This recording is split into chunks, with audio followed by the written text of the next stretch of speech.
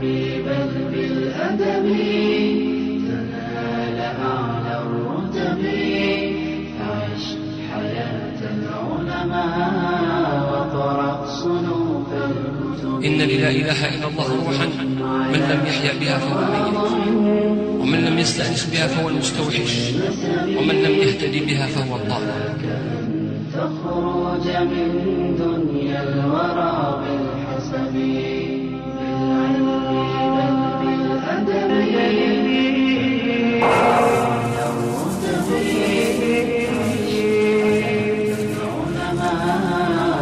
بسم الله الرحمن الرحيم.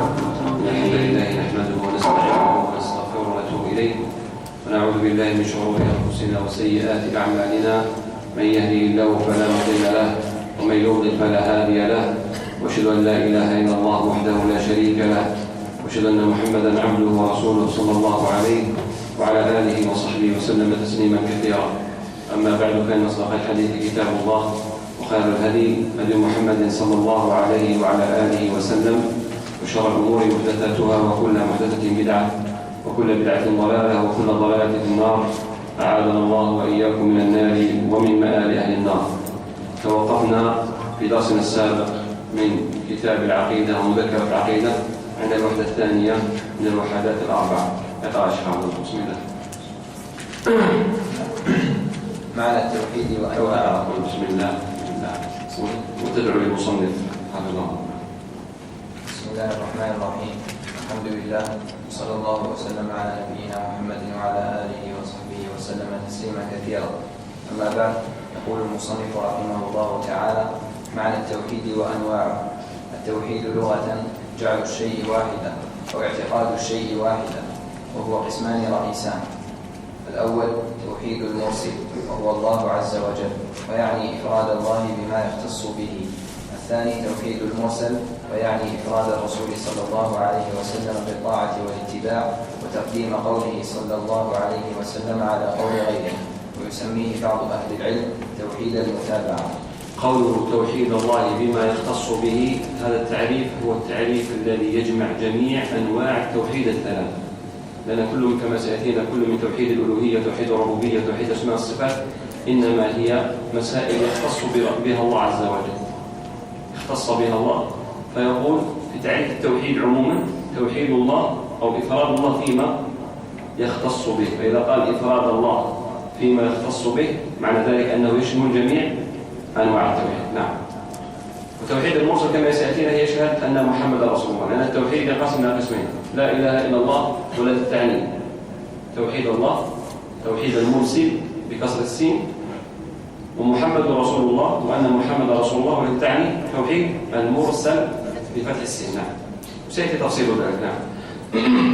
وهذان التوحيدان هما مضمون الشهادة، فلا إله إلا الله في توحيد المرسل، ومحمد رسول الله في توحيد المرسل.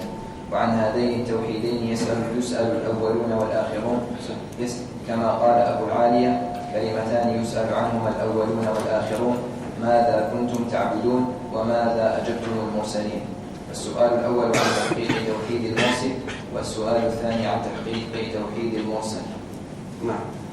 شرح ماذا كنتم تعبدون يتعلق بالله، صح؟ ماذا كنتم تعبدون. ماذا أجبتم المرسلين يتعلق بالرسل. واضح. نعم.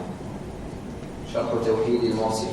توحيد المرسل يعني إفراد الرب بما يختص به، وهو ينقسم باعتبارين: باعتبار المتعلق، وباعتبار ما يجب على الموحد.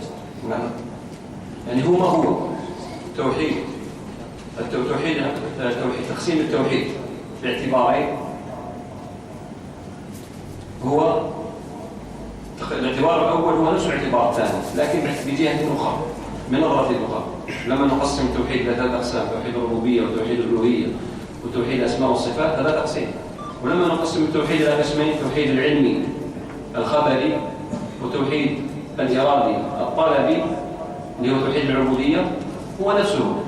فتوحيد تقسيم التوحيد إلى ثلاث أقسام هو نفسه تقسيم التوحيد إلى قسمين، لكن هذا باعتبار وهذا باعتبار. بهذا الاعتبار الثاني وتقسيم التوحيد إلى قسمين، أدمجنا توحيدين في قسم واحد، ألا وهما توحيد الربوبية وتوحيد الأسماء والصفات، باعتبارهما علميين، بمعنى المطلوب منك فقط أن تعتقد وأن تعلم كما سيأتي، واضح؟ فهذا هو هذا. لذلك الدندنة والكثرة اللغط الواقعة على تقسيم التوحيد، لماذا تقسيم التوحيد إلى 3 أقسام؟ من الذي أتى بهذا التقسيم؟ هو تقسيم اصطلاحي معرفي استقرائي، ليس هناك دليل أن هذا هو من الكتاب أو من السنة، لكن تأمل وابحث هل تجد لنا تقسيما آخر استقراء وتتبع، فوجدنا ينقسم إلى هذه 3 أقسام. وإن أردت أن تدمج توحيدين الربوبية والأسماء والصفات في قسم واحد فتجعلهما توحيد العلمي الخبري فلا كذلك. وإن أردت أن تجعل كل هذه الأنواع نوعا واحد تفريد الله، إفراد الله فيما يختص به فلا كذلك. إذا المسألة ليست مسألة شرعية بحتة نصية نقلية، واضح؟ لذلك ما يثيره بعض المناوئين لدعوة التوحيد إنما هو في الحقيقة مجرد لغط وإثارة من أجل تنفير الناس من قضية تقسيم التوحيد إلى 3 أقسام. وإلا من فقه المسألة ودرس المسألة وتتبع حقيقة المسألة ومن أين أتت يعرف أن المسألة مسألة علمية استقرائية اصطلاحية، واضح؟ هذا هو هذا وهذا هو هذا. إفراد الله فيما يختص به يشمل جميع أنواع التوحيد. تقسيم التوحيد إلى قسمين: توحيد علمي خبري ومعرفي، توحيد علمي خبري معرفي، توحيد طلبي قصدي إرادي، هذا تقسيم. إذا أردت أن تقسم إلى 3 أقسام: توحيد الربوبية وتوحيد الألوهية وتوحيد الأسماء والصفات فكذلك. وهذه هي هذه واضح؟ نعم. أما باعتبار المتعلق فينقسم التوحيد إلى 3 أقسام. الأول توحيد الربوبية، وهو إفراد الله عز وجل بالخلق والملك والتدبير وسائر معاني الربوبية، وهذا النوع أصل أصيل في الإسلام، ولكنه لا يكفي وحده للدخول في الإسلام. وقد كان المشركون في الجاهلية يقرون بهذا التوحيد، فيؤمنون بأن الله هو الخالق المدبر، إلا أنهم ينكرون البعث، كما قال تعالى: وقالوا أئذا كنا عظاما ورفاتا أئنا لمبعوثون خلقا جديدا. وكما قال: وضرب لنا مثلا ونسي خلقه قال من يحيي العظام وهي رميم. كذلك كانوا ينكرون توحيد الألوهية، كما قال تعالى: إنهم كانوا إذا قيل لهم لا إله إلا الله يستكبرون ويقولون أئنا لتاركوا آلهتنا لشاعر مجنون. وكما قال حكاية عنهم: أجعل الآلهة إلها واحدا إن هذا لشيء عجاب. وكان المشركون مع إيمانهم بالربوبية ينكرون توحيد الألوهية، كما قال تعالى: ولئن سألتهم من خلقهم ليقولن الله فأنى يؤفكون.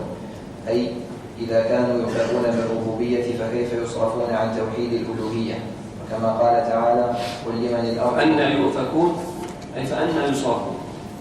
ولئن سألتهم من خلقهم ليقولن الله فأنى يؤفكون. لماذا يصرفون عن العبادة؟ إذا كانوا يقرون بهذا فلماذا يصرفون؟ فأنى يؤفكون بمعنى فلماذا يصرفون عن العبادة إذا كانوا يقرون بأن الخالق هو الله؟ وكما قال تعالى: قل لمن الأرض ومن فيها إن كنتم تعلمون سيقولون لله قل أفلا تذكرون قل من رب السماوات السبع ورب العرش العظيم سيقولون لله قل أفلا تتقون قل من بيده ملكوت كل شيء وهو يجير ولا يجار عليه إن كنتم تعلمون سيقولون لله قل فأنى تسحرون. ومع هذا الإقرار فإن الله عز وجل لم يرفع عنهم وصف الشرك لا اسما ولا حكما، كما قال تعالى: وما يؤمن أكثرهم بالله إلا وهم مشركون. جميل. ومن جميل ما عبر به الشيخ ولست أدري هل قصده أو لم يقصد لما قال أن توحيد الربوبية في بداية الصفحة قال: وهو إفراد الله بالخلق والملك والتدبير وسائر معاني الربوبية من الإحياء والإماتة والنفع والضر إلى غير ذلك. يقول هذا النوع أصل أصيل في الإسلام، بل هو أصل الإسلام. قال: ولكنه لا يكفي وحده للدخول في الإسلام، وهذا كلام صحيح. ثم قال: فقد كان المشركون في الجاهلية يقرون به. وقال كما في وسط الصفحة: فكان المشركون مع إيمانهم بالربوبية ينكرون توحيد الألوهية. وهذا تعبير دقيق إن كان قد قصده، وهو تعبيره بماذا؟ بقوله يقرون وبقوله مع إيمانهم. لكن هل حققوا توحيد الربوبية؟ لم يحققوا توحيد الربوبية.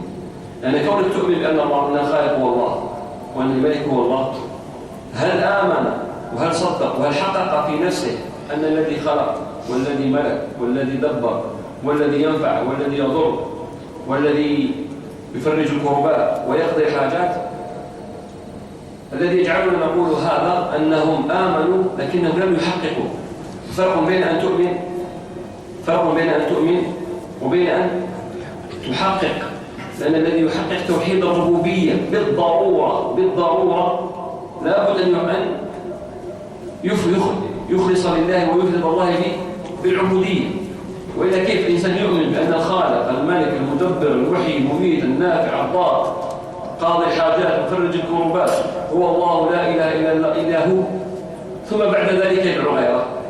إذن هم يقرون ويؤمنون لكن عندهم غبش، بمعنى يعبدون الأصنام ويتقربون الأصنام مع اعتقادهم فيها أنها تنفع وتضر. وإن من السفه من الجنون أن الإنسان يكون موحدا لله محققا لتوحيد الربوبية كل التحقيق، ثم بعد ذلك يدعو غير الله في الألوهية. يعتقد أن الخالق الرازق الملك المدبر المحيي المميت النافع الضار قاضي الحاجات مفرج الكربات عالم الغيب والشهادة الله وحده، ويعتقد هذا بكمال اليقين والعلم مع التحقيق، ثم بعد ذلك هو في نفس الوقت يرجع لغير الله. ممكن يتصور هذا إنسان موحد لله في الربوبية حق التوحيد ثم تأتي بالعبادة فيصرفها لغير الله؟ هذا لا يتصور إلى من مجنون أو سفيه. لذلك نقول كما قال الشيخ مع إقرارهم بالربوبية ومع إيمانهم بالربوبية، معنى ذلك مع إيمانهم بأن الخالق هو الله والملك هو الله، لكن عندهم غبش، يعني عندهم نقص في توحيد الربوبية، واعتقادهم أن هذه الأصنام والأوثان قد تنفع مع الله. فإذا اعتقد أنها قد تنفع مع الله معنى ذلك أنه لم يحقق توحيد الربوبية حق التحقيق. واضح؟ لذلك لجأوا إليها من دون الله. واضح؟ يستحيل في مجرى العادة أن يكون إنسان موحدا لله في الربوبية حق التوحيد ثم بعد ذلك يلجأ لغيره في العبادة. هذا لا يقع إلا مع سفاه أو زنديق يعلم أن المنافع والضار والمحيي والمميت وقاضي الحاجات ومخرج الكربات وعالم الغيب والشهادة ولا أحد ولا غير الله ينفع مع الله مثقال ذرة، ثم يلجأ إلى الأصنام والأوثان فيعبدها من دون الله. لا يتصور إلا إنسان من سفيه مجنون ولا إنسان زنديق. صح ولا لا؟ الأصل أنه هذا يدعوك إلى توحيد الربوبية. لذلك نحن نقول يؤمنون بالربوبية ويقررون بأن الخالق، لكن عندهم خلل في توحيد الربوبية. هذا الخلل هو الذي جعلهم يشركون بالله في الألوهية، وإلا فغير هذا لا يتصور. واضح؟ نعم. لذلك ظهر لي معنى وكنت قد طرحت على بعض المشايخ والعلم عند الله في قوله تعالى: ما نعبدهم واتخذوا من دون الله أولياء ما نعبدهم إلا ليقربونا إلى الله زلفى، كما قال تعالى في سورة الزمر: تنزيل الكتاب من الله العزيز الحكيم إن أنزلنا إليك الكتاب بالحق فاعبد الله مخلصا له الدين ألا لله الدين الخالص والذين اتخذوا من دونه أولياء ما نعبدهم إلا ليقربونا إلى الله زلفى إن الله يحكم بينهم فيما هم فيه مختلفون. ثم ماذا قال؟ إن الله لا يهدي من هو كاذب كفار، أي أنتم كذبة فيما ادعيتم أنكم لا تعبدوها إلا من أجل أن تقربكم إلى الله. ما نعبدهم إلا ليقربونا إلى الله زلفى. فقلت والعلم عند الله، وهذا استنباط مني وتخريج مني ووافقني عليه بعض المشايخ، قلت أن الله كذبهم في هذه الدعوة. أنتم كذبة لم تتخذوهم، مع أن هذا لا يجوز وهو شرك بالله اتخاذهم وساطة، لكنكم تعتقدون فيهم النفع والضر، وهذا الذي جعلكم تلجؤون إليه مع الله تبارك وتعالى. أما قولكم ما نعبدهم إلا ليقربونا إلى الله زلفى، فعقب الله بقوله: إن الله لا يهدي من هو كاذب كفار. بل تعتقدون فيهم شيئا من النفع والضر، تعتقدون فيهم شيئا من الربوبية، وهذا الذي جعلكم تلجؤون إليه مع الله تبارك وتعالى. قلت هذا الكلام وصححه بعض المشايخ وفرح به، وبعضهم يقول لا، إنما هذا يعني إن الله لا يهدي من هو كاذب كفار، وكأن الله أقرهم على قولهم ما نعبدهم إلا ليقربونا إلى الله زلفى، وهو كفر وشرك. لكن أنا الذي أرى أن هذا الأنسب أن يعاقب به بعد هذا والله أعلم. نعم. الثاني توحيد الألوهية، وهو البراءة من عبادة ما سوى الله، وإفراد الله بجميع أنواع العبادة. فلا بد في هذا التوحيد من أمرين: نفي وإثبات. فمن لم يأتي بهما معا فليس بموحد، كما قال تعالى: واعبدوا الله ما لكم من إله غيره، وقال: واعبدوا الله ولا تشركوا به شيئا، وقال: وإذ قال إبراهيم لأبيه وقومه إنني براء مما تعبدون إلا الذي فطرني فإنه سيهدين، وجعلها كلمة باقية في عقبه لعلهم يرجعون. تأمل في كل هذه الآيات فيها نفي وإثبات. اعبدوا الله ولا تشركوا به شيئا، إثبات. اعبدوا الله، إثبات. ولا تشركوا به شيئا، نفي. واعبدوا الله ولا تشركوا به شيئا، اعبدوا الله، إثبات. ما لكم من إله غيره، نفي. وإذ قال إبراهيم لأبيه وقومه إنني براء مما تعبدون، نفي. إلا الذي فطرني، إثبات. تمام. قد يتقدم النفي وقد يتقدم الإثبات بحسب الصيغة. تمام. نعم. ثم قال: وجعلها كلمة باقية في عقبه، التي هي معناها لا إله إلا الله، نفي وإثبات. نعم.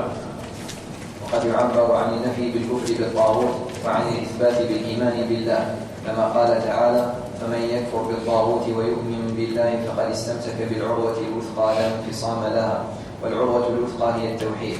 وتوحيد الألوهية هو مضمون الشهادة، فالنفي في أولها والإثبات في آخرها، فلا بد من نفي وإثبات. ولهذا قال علماء الدعوة: من لم ينفي ما نفت لا إله إلا الله ويثبت ما أثبتت فليس بموحد. نعم. الثالث توحيد الأسماء والصفات، وهو إفراد الله عز وجل بكل ما ثبت له من الأسماء الحسنى والصفات العلى دون تمثيل أو تعطيل، كما قال الله تعالى: ولله الأسماء الحسنى فادعوه بها، وقال: ولله المثل الأعلى، أي الوصف الأعلى، وقال: ليس كمثله شيء وهو السميع البصير. وهذا التوحيد هو ينبوع الإيمان ومادته، وكلما ازداد العبد معرفة بأسماء الله وصفاته كلما ازداد إيمانا وحبا وخوفا ورجاء. ولهذا كان السلف أعظم الناس إيمانا، وكان المعطلة من أقسى الناس قلبا، بل إن بعض السلف سمى المعطلة قطاع الطريق إلى الله، وبعضهم سماهم منشية قطاع الطريق، لأن مآل قولهم إلى أن الله لا شيء، فالذي لا اسم له ولا وصف هو المعدوم. بمعنى نحن نتقرب إلى الله بالعلم بأسمائه وصفاته، كلما ازداد الإنسان بأسماء الله وصفاته علما ازداد معرفة بربه وازداد حبا له. تمام. إذا كانت المعطلة يعطلون الأسماء والصفات ويؤولونها أو يفوضونها فكأنهم يقطعون عنا الطريق إلى الله. إذا لم نعرف إلا بأسمائه وصفاته بماذا سنعرفه؟ لا شك أن هناك أمور أخرى، معرفة الله بآياته الكونية وآياته القدرية وبالسنن والنواميس، لكن من أعظم بل الجزء الأكبر الذي يقربك من الله ويعرفك بالله هو معرفة الله بأسمائه وصفاته، وهي كثيرة بل لا تحصى. أو استأثرت به في علم الغيب عندك. إذا كان مذهب المعطلة هو تعطيل الأسماء والصفات، فمعنى ذلك أنهم قطعوا الطريق بين الخلق وبين خالقهم سبحانه وتعالى. لذلك سماه بعضهم قطاع الطريق. نعم. ولأهمية هذا التوحيد كثرت نصوصه عددا وعظمت قدرا، ويكفي دليلا على ذلك أن أعظم آية في كتاب الله كلها في توحيد الصفات، وهي آية الكرسي. نعم. وأما باعتبار ما يجب على الموحد فتوحيد المرسل قسمان: الأول التوحيد العلمي، وهو التوحيد الذي يتطلب من المكلف علما. باعتبار الأول تقسيمه إلى ثلاث أقسام. نعم. الأول التوحيد العلمي، وهو التوحيد الذي يتطلب من المكلف علما وإيمانا بمعاني الربوبية وصفات الكمال. الأول التقسيم دقيقة فقط حتى نبين وجه التقسيم. يقول توحيد المرسل يعني توحيد الخالق سبحانه وتعالى، إفراد الرب بما يخص به، وهو ينقسم باعتباره كما قلنا، ممكن نقسمه باعتبار وممكن نقسمه باعتبار المتعلق. التوحيد هذا التوحيد إذا قسمنا باعتبار ما سيتعلق به، ما الذي سيتعلق به؟ ونتعلق إما بالربوبية وإما بالألوهية وإما بالأسماء والصفات. هذا تقسيم التوحيد باعتبار المتعلق، أي بماذا سيتعلق التوحيد. التقسيم الثاني باعتبار كما قال ما يجب على الموحد. إذا نظرنا إلى التوحيد باعتبار الموحد تمام، ما الذي يجب عليه؟ يجب عليه شيئان، إما اعتقاد وعلم، وإما عمل وتكليف. هل ممكن شيء آخر؟ هل ممكن يتصور إنسان يجب على المكلف غير هذين الأمرين؟ إما اعتقاد علم تعتقده وتقر به وتدين الله به، وإما أعمال تصدر منه. إذا هو علمي وعملي تمام. إذا نظرنا باعتبار ما يجب على الموحد فينقسم إلى قسمين. هذان القسمان يندرج فيهما ثلاث أقسام. واضح؟ نعم. الأول التوحيد العلمي، وهو التوحيد الذي يتطلب من المكلف علما وإيمانا بمعاني الربوبية وصفات الكمال، فيدخل في ذلك توحيد الربوبية وتوحيد الصفات. ويسمى هذا التوحيد أيضا بالتوحيد القولي، ويسمى أيضا بالتوحيد الاعتقادي، ويسمى أيضا بالتوحيد الخبري، لأن مبناه على الخبر الدائر بين النفي والإثبات من قبل المخبر الله الذي هو الله المخبر. من الذي أخبر؟ من الذي أتانا بالنقول الوحي كتابا وسنة؟ هو الله. نعم. المقابل بالتصديق أو التكذيب من قبل المخبر وهو المكلف. نعم. والمكلف إذا جاءه الخبر إما أن يصدق وإما أن يكذب. لذلك يسمى التوحيد علمي خبري، وهو ما يجب أن يصدق به ويؤمن به ويعتقده المكلف. نعم.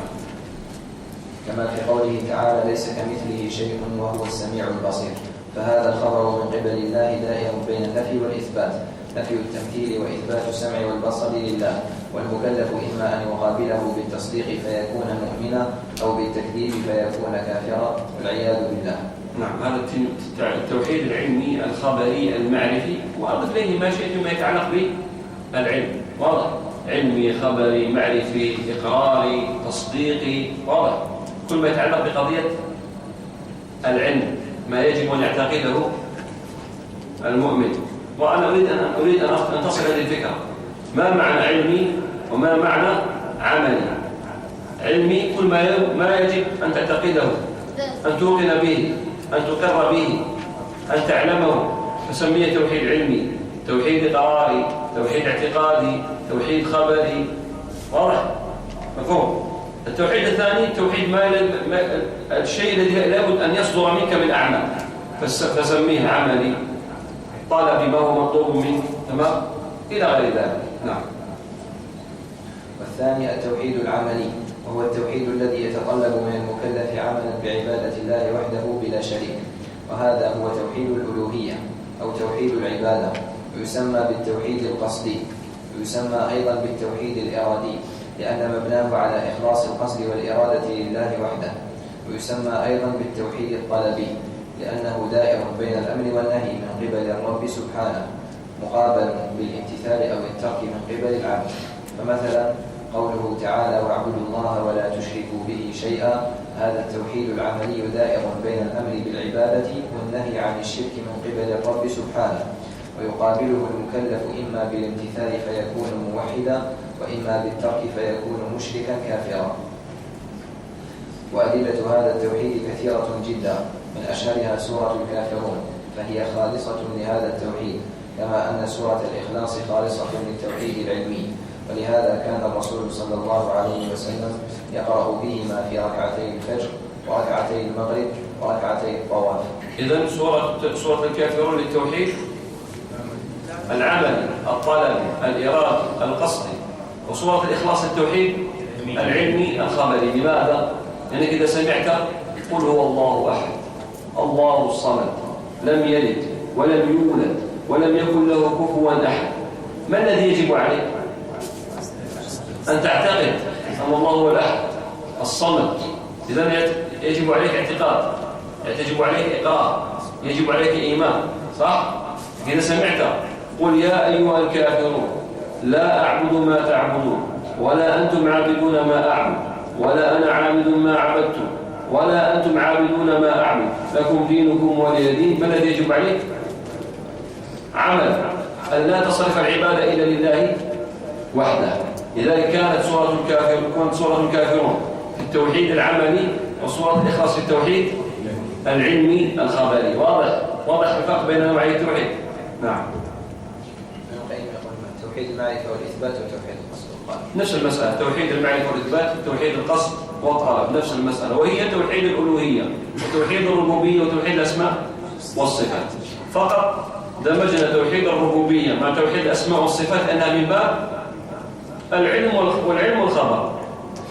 توحيد الربوبية أن الخالق الرازق المدبر، وأضف إليها وأنا قلت سابقا ولا أدري هل تذكرون أو لا، وهو اجتهاد أيضا خاص، أنه لو اكتفينا بتوحيد الأسماء والصفات لكان أولى، لأن توحيد الأسماء والصفات أن تعتقد أن من أسماء الله الخالق، من أسماء الله الملك، من أسماء الله الرازق، من أسماء. إذن توحيد الربوبية يدخل في الأسماء والصفات، لأن الأسماء والصفات أوسع وأشمل، صح ولا لا؟ فكل ما يمكن أن تذكره في توحيد الربوبية ستجد له اسما من أسماء الله في توحيد الأسماء والصفات.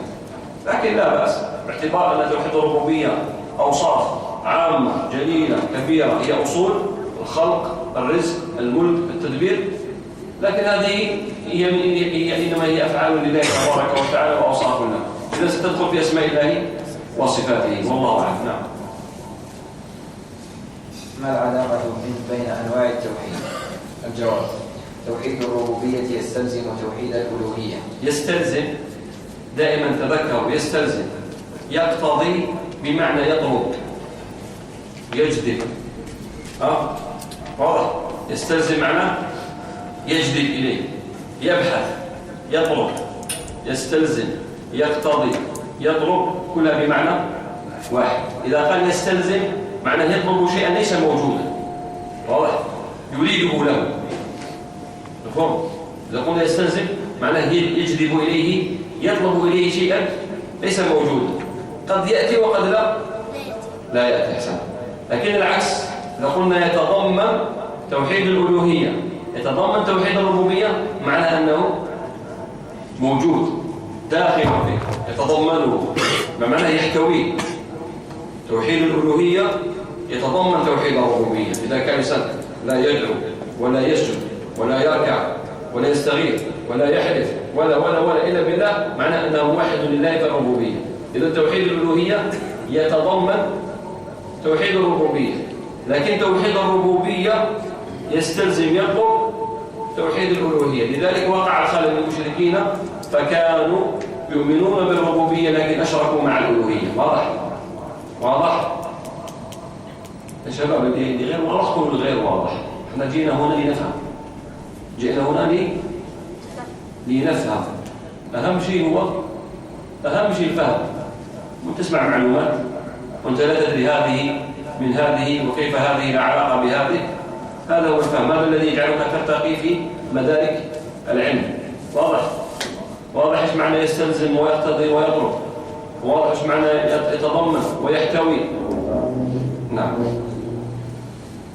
توحيد الربوبية يستلزم توحيد الألوهية، فالربوبية بمنزلة الدليل والألوهية بمنزلة المدلول، ولهذا جعله الله دليلا على الألوهية في كثير من آيات القرآن، كما في قوله تعالى: يا أيها الناس اعبدوا ربكم الذي خلقكم والذين من قبلكم لعلكم تتقون، الذي جعل لكم الأرض فراشا والسماء بناء وأنزل من السماء ماء فأخرج به من الثمرات رزقا لكم فلا تجعلوا لله أندادا وأنتم تعلمون. فجعل انفراده سبحانه بالخلق والعناية دليلا على وجوب إفراده بالعبادة. واضح. ما هو الأمر؟ يا أيها الناس اعبدوا ربكم، توحيد ألوهية، توحيد عبادة. ما الدليل؟ الذي خلقكم والذين من قبلكم لعلكم تتقون، الذي جعل لكم الأرض فراشا والسماء بناء وأنزل من السماء ماء فأخرج به من الثمرات. هذا كلها أدلة. إذن يقول توحيد الربوبية هذه الأدلة، الذي خلقكم ربوبية ورزقكم ربوبية، أنزل من السماء ماء ربوبية. إذن يستدل بالربوبية على الألوهية. إذن هو الربوبية دليل، والمطلوب والمدلول والألوهية. ما هو الدليل؟ يستدل بماذا؟ بربوبيته على وجوب عبادته وألوهيته. إذن الربوبية تستلزم الألوهية. الثاني توحيد الأسماء، توحيد الصفات يستلزم توحيد الألوهية، وهو من أدلته أيضا. ولهذا جعل الله عز وجل أسماءه وصفاته دليلا على وجوب إفراده وحده بالعبادة. قال تعالى: هو الله الذي لا إله إلا هو عالم الغيب والشهادة هو الرحمن الرحيم.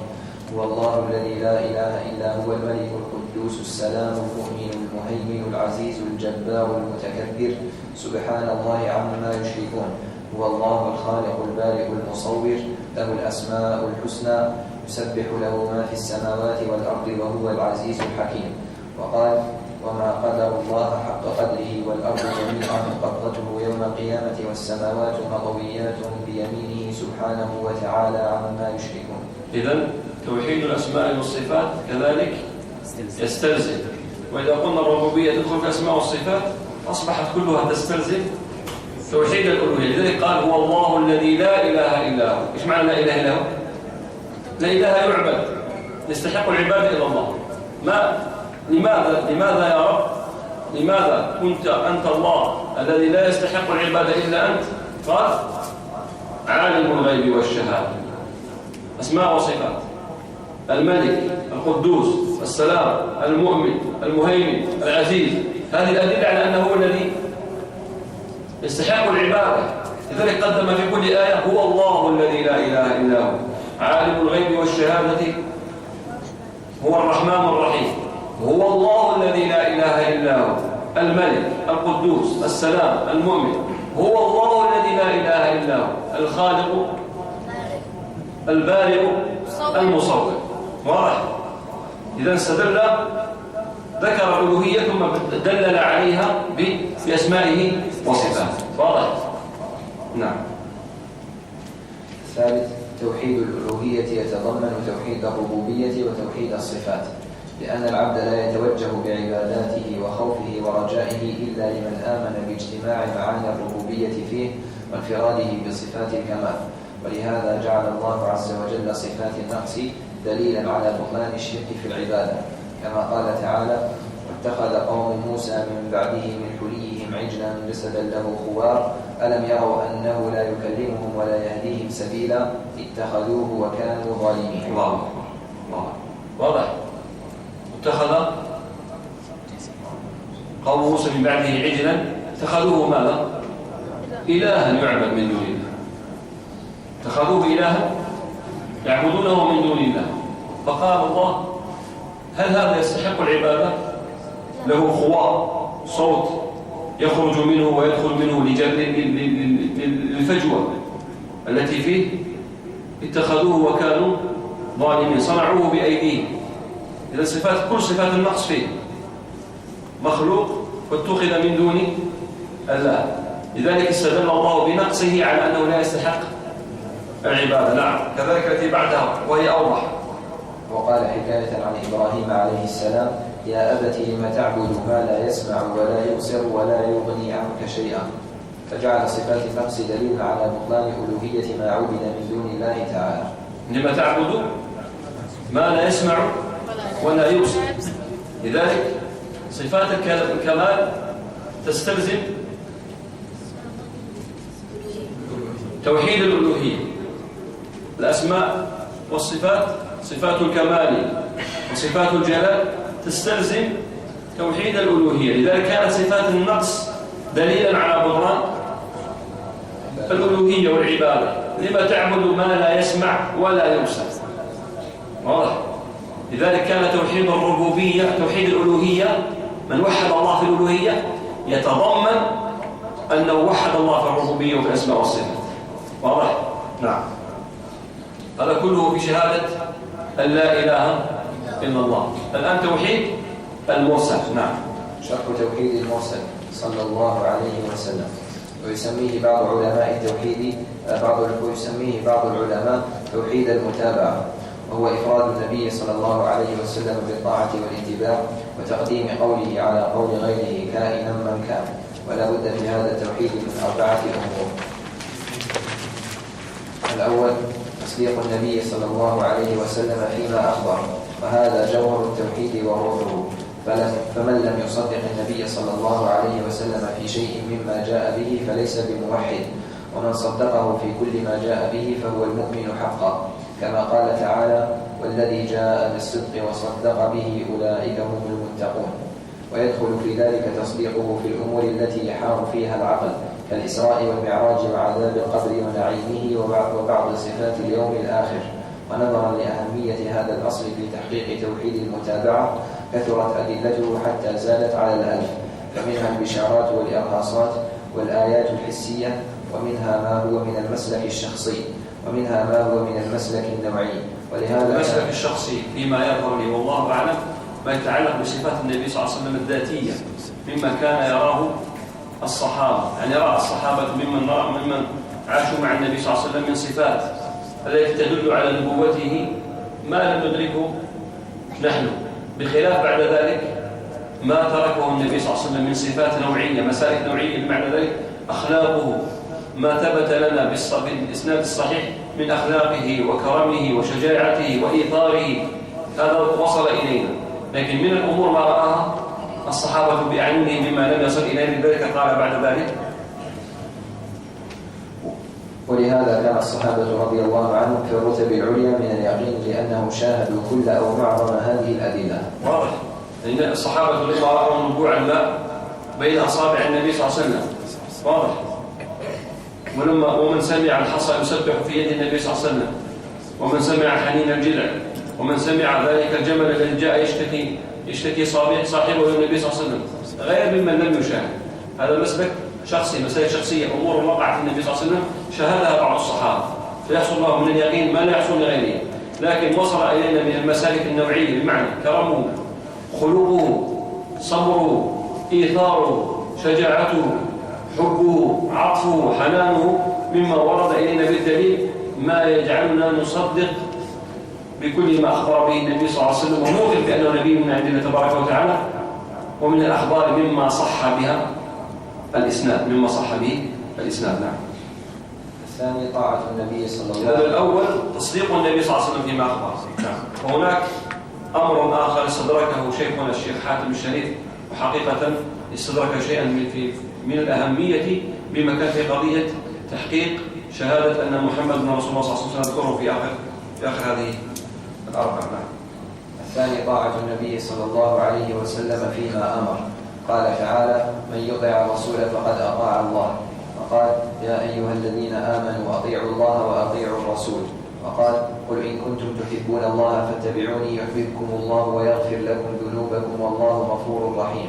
فمن خالف النبي صلى الله عليه وسلم في شيء من أمره فاته من هذا التوحيد بقدر مخالفته، بل لا ينبغي أن يقدم بين يدي الله ورسوله، كما قال الله عز وجل: يا أيها الذين آمنوا لا تقدموا بين يدي الله ورسوله. لا ينبغي في مسألة تشك أن لله فيها حكما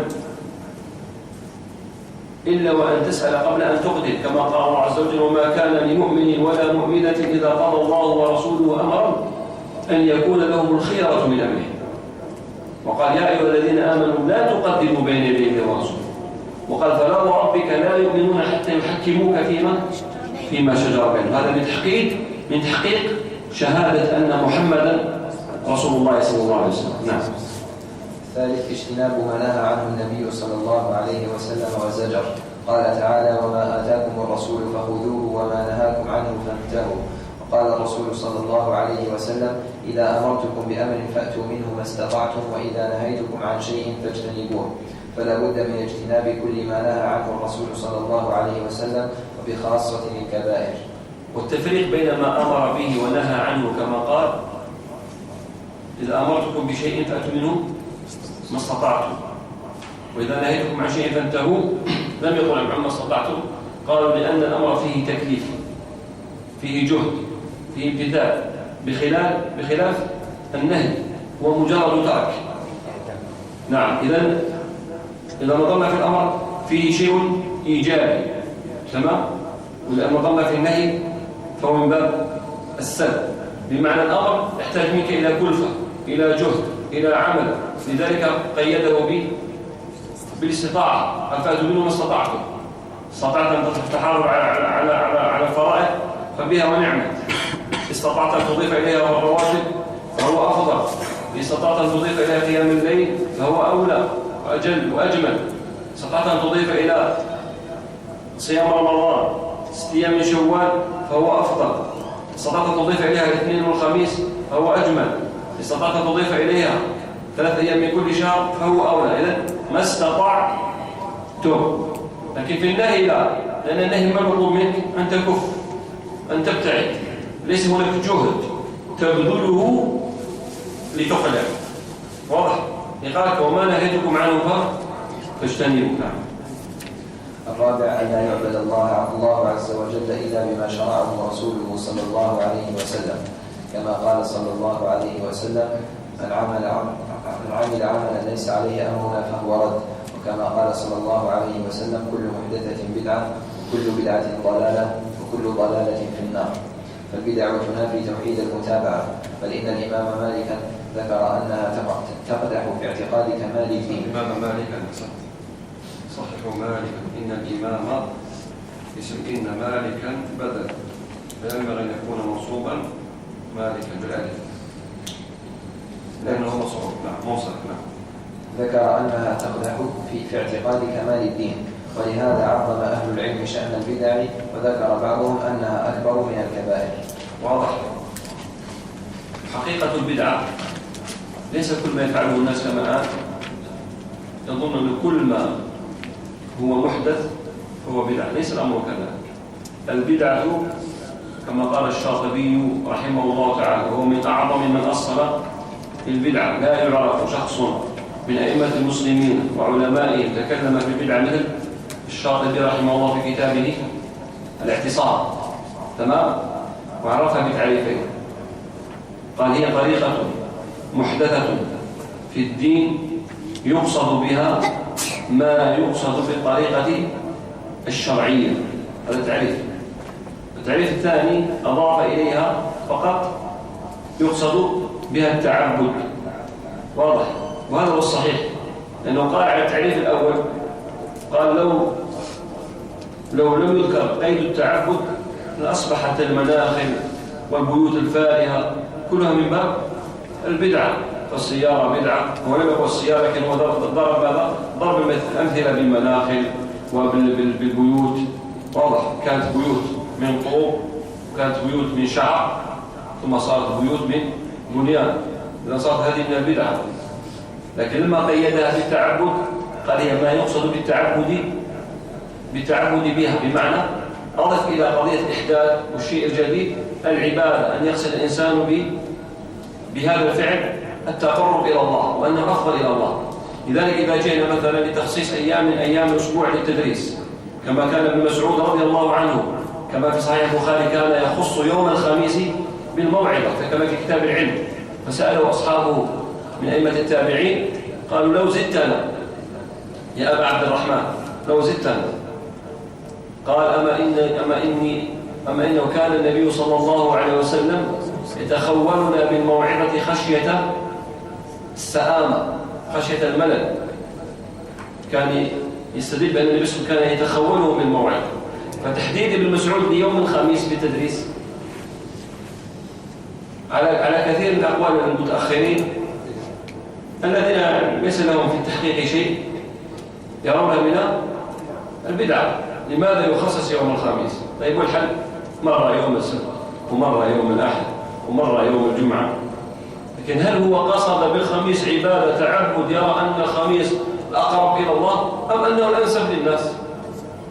احنا الآن إذا أردنا أن نقيم درسا لماذا قمناه بعد الظهر؟ الصباح بعضكم يعمل، وفي المساء كل كبيرة لا تستطيع الحضور، خاصة جانب الأخوات، ومنهن من يحضر يأتي من بعيد. إذا درنا درس بعد العصر متى سننتهي؟ إذا درنا بعد المغرب متى سننتهي؟ صح؟ إذا جعلناه بعد الظهر هو الأنسب.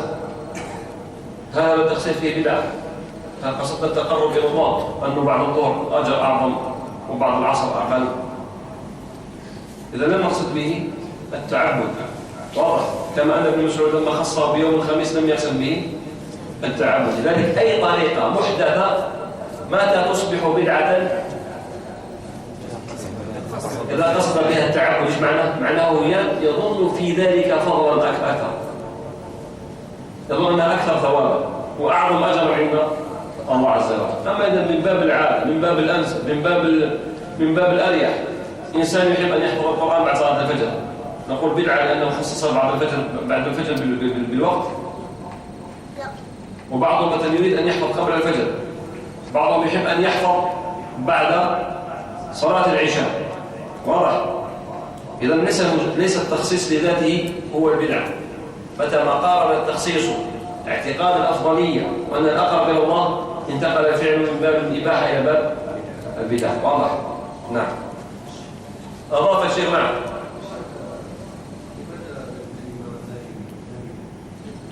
لأن إن اسم إن تصب المبتدا وترفع الخبر، تمام؟ أن ليت لكن لعل كأن عكس ما كان من عمل. وأشخاص في كان قال ترفع كان المبتدا اسما حالة كون اسما، والخبر تنصبه ككان سيدا عمر. فلما جاء إلى إن وش قال؟ أن ليت لكن لعل كأن عكس ما كان من عمل. إذا كان ترفع المبتدا وتنصب الخبر، فإن تنصب المبتدا وترفع الخبر. فلما قال إن الإمام اسم إن مالك البدل، الخبر لم يأتي بعد، إن الإمام مالكا ذكر أن هذا هو الخبر، جملة فعلية. نعم. الذي أضافه شيخنا الشيخ حاتم حفظه الله في هذه المسألة، وهو إضافة جميلة، ليست جميلة لأنها كان ينبغي وهي أساسية، حب النبي صلى الله عليه وسلم. أحسنت. يقول من تحقيق شهادة، من شروط شهادة أن محمدا رسول الله محبة النبي صلى الله عليه وسلم. يقول هذا ممكن يكون إنسان مصدق يمتثل لأمر النبي صلى الله عليه وسلم ويجتهد ما نهى عنه ولا يتعامل بالبدع، لكن في قلبه بغض النبي صلى الله عليه وسلم. لذلك أدلة الحب قوية وكثيرة جدا. قل إن كنتم تحبون الله، وقال لا يؤمن أحدكم حتى أكون أحب إليه من والده وولده والناس أجمعين. لماذا؟ وإن كان احتمال قليل نادر، لكن ممكن توجد هذه كلها مع بغض النبي صلى الله عليه وسلم، كمن كان مثلا من قبيلة مقابلة لقبيلة النبي صلى الله عليه وسلم، كما قال المشركون لولا نزل هذا القرآن على رجل من القريتين عظيم. لماذا ينزل على بني هاشم؟ لماذا لم ينزل على آل فلان ولا آل فلان؟ فيؤمن ويصدق ويمتثل، لكن في قلبه بغض للنبي صلى الله عليه وسلم. إذا من شروط محمد رسول الله محبة النبي صلى الله عليه وسلم. أضيفوها ترى، أضيفوها لا، هذه يجب أن تضاف، ما هي مسألة فائدة تكتب على الجانب. نعم، بل هي الأصل. نعم، هي الأصل، هي الأول المحبة، ثم تأتي بعد ذلك إذا أحبه صدق به وامتثل أمره واجتنب نهيه ولم يعبد الله إلا بما شرع له. ومن أعظم ما ينافي توحيد المتابعة اعتقاد أن هناك طريقا للعبادة سوى الإسلام، كمن يعتقد أنه يصح التدين باليهودية أو النصرانية، فإن الله يقول ومن يبتغي غير الإسلام دينا فلن يقبل منه وهو في الآخرة من الخاسرين. وقال صلى الله عليه وسلم والذي نفسي بيده لا يسمع به يهودي ولا نصراني ثم لا يؤمن بالذي جئت به إلا أدخله الله النار. ومما ينافي توحيد المتابعة تقديم قول غير الرسول صلى الله عليه وسلم على قوله أو حكمه قوله على حكمه صلى الله عليه وسلم كما قال تعالى: فلا وربك لا يؤمنون حتى يحكموك فيما شجر بينهم ثم لا يجدوا في أنفسهم حرجا مما قضيت ويسلموا تسليما. وقال تعالى: فليحذر الذين يخالفون عن أمره أن تصيبهم فتنة أو يصيبهم عذاب أليم. فمن قدم العادة أو العرف على سنة الرسول صلى الله عليه وسلم فله نصيب من ذلك. نعم. مثلا إذا جئت القرى والمداشر من العادات المخالفة لشرع الله قضية مثلا منع المرأة من الميراث، فإذا قلت له قل لك هذه عادات وتقاليد، إذا أنت لم تشهد أن محمد رسول الله، أنت تخالف شرع الله، تخالف كلام الله.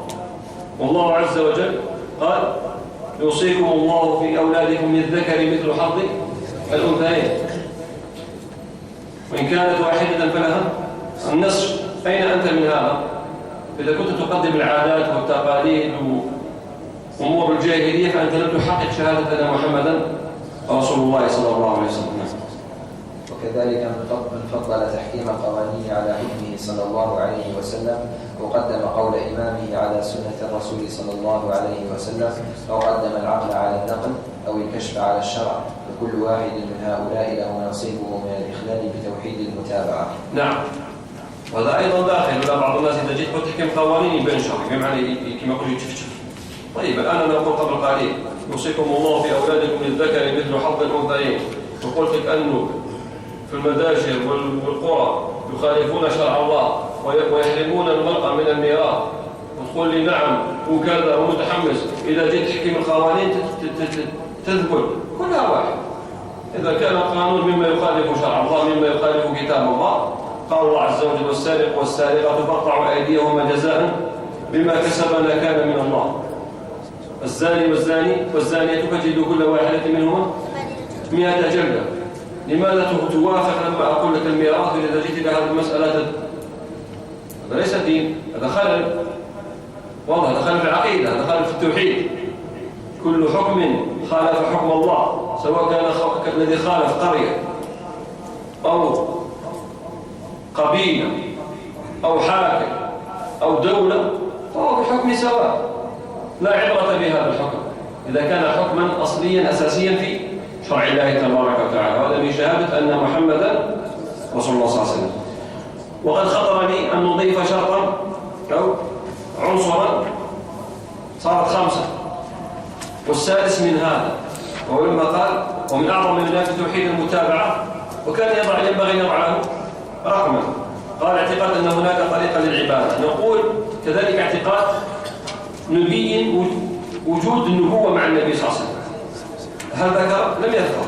قال: تصديق النبي صلى الله عليه وسلم فيما أمر، طاعة النبي فيما أمر، اجتناب ما عنه ونهى وزجر، أن لا يعبد الله. قد تدخل فيه تصديقه فيما أخبر، أنه قال: لا نبي بعد، إنما أنت ألا ترضى أن تكون بمنزلة هارون، أن تكون مني بمنزلة هارون من موسى، إلا أنه لا نبي معي. وقال الله عز وجل: ما كان محمد أبا أحد من رجالكم ولكن رسول الله وخاتم النبيين. لكن هذا الأصل أصل عظيم ينبغي أن يفرد، أنه لا نبي بعد الله ولا رسول بعد الله. لما قال الله عز وجل: ما كان محمد أبا أحد من رجالكم ولكن رسول الله وخاتم النبيين، بعض الجهل وبعض بعض المستفسطين قال ولكن رسول الله وخاتم النبيين، ولم يقل وخاتم المرسلين، فادعى على نفسه كما هو قول غلام أحمد ميرزا هذا صاحب الطريقة القاديانية، قال: أنا لست نبيا ولكني رسول، لأن الله قال: ولكن رسول الله وخاتم النبيين. واضح؟ وإذا كان خاتم النبيين فمن باب أولى أن يكون خاتما للرسالة. واضح؟ إذا ممكن أن نفرد هذا بعنصر أنه لا نبي مع الله بعد النبي صلى الله عليه وسلم ولا رسول بعد رسول الله صلى الله عليه وسلم، لأصالته وعظمه وجلال مكانته من دين الله تبارك وتعالى. نقف عند هذا القدر، والله أعلم، وصلى الله وسلم على نبينا محمد.